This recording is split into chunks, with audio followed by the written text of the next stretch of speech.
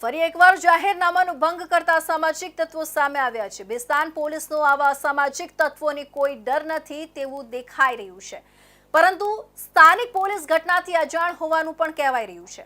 સુરતના ઊન વિસ્તારનો એક વિડીયો વાયરલ થયો છે, જેમાં જાહેરમાં તલવાર વડે કેક કાપતા નજરે પડી રહ્યા છે। સુરત પોલીસને ચેલેન્જ કરતા આવા લુખ્ખા તત્વો સામે ક્યારે કાર્યવાહી થશે?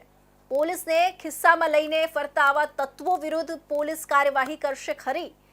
ઉલ્લેખનીય છે કે આ વિડીયો 1 વર્ષ જૂનો હોવાનું પણ સામે આવ્યું છે। સુરત શહેરમાં ફરી એકવાર અસામાજિક તત્વો જાહેરમાં કાયદાનો ભંગ કરતા દેખાયા છે। ઊન વિસ્તારમાં જાહેરમાં તલવાર વડે કેક કાપવાનો એક વિડીયો વાયરલ થયો છે। આવી હરકત દ્વારા આ તત્વોએ પોલીસ તંત્રને ખુલ્લું ચેલેન્જ આપ્યું હોય તેવું લાગી રહ્યું છે। વિડીયોમાં જોઈ શકાય છે કે કેટલાક યુવકો તલવાર સાથે જશ્ન મનાવી રહ્યા છે અને જાહેરમાં તલવાર વડે કેક કાપી રહ્યા છે। આશ્ચર્યની વાત તો એ છે કે આ ઘટનાથી ભેસ્તાન પોલીસ અજાણી રહી। સ્થાનિક રહેવાસીઓના પ્રશ્ન છે કે શું ભેસ્તાન પોલીસને આવા તત્વોથી કોઈ ડર નથી? પ્રાથમિક વિગતો અનુસાર વાયરલ થયેલ વિડીયો 1 વર્ષ જૂનો હોવાનો દાવો કરવામાં આવી રહ્યો છે।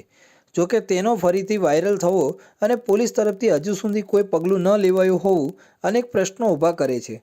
સવાલ એ છે કે કાયદાનું ખુલ્લેઆમ ઉલ્લંઘન કરતી આવી હરકતો સામે પોલીસ ક્યારે સખત પગલાં લેશે? આવા તત્વો સામે કડક કાર્યવાહી થશે કે નહીં? સરકારી તંત્રને ખુલ્લું ચેલેન્જ કરતી આવા લુખ્ખા તત્વોને કાયદાની લાગત ક્યારે મળશે? સવાલ વિડીયો જૂનો કે નવો હોય એનો નથી, સવાલ એ છે કે આવી હરકતો સામે તંત્રનો એક્શન ક્યાં છે? તલવાર લઈને ઉજવણી કરતા તત્વો ખુલ્લેઆમ કાયદાને પડકાર આપે છે અને જવાબદાર તંત્ર આજે પણ આંખ મીચીને બેઠું છે। જ્યારે સારા નાગરિકો પર નાની નાની વાતે કાયદાનો દંડો પડે છે, ત્યારે આવા લુખ્ખા તત્વો પર નરમાઈ કેમ?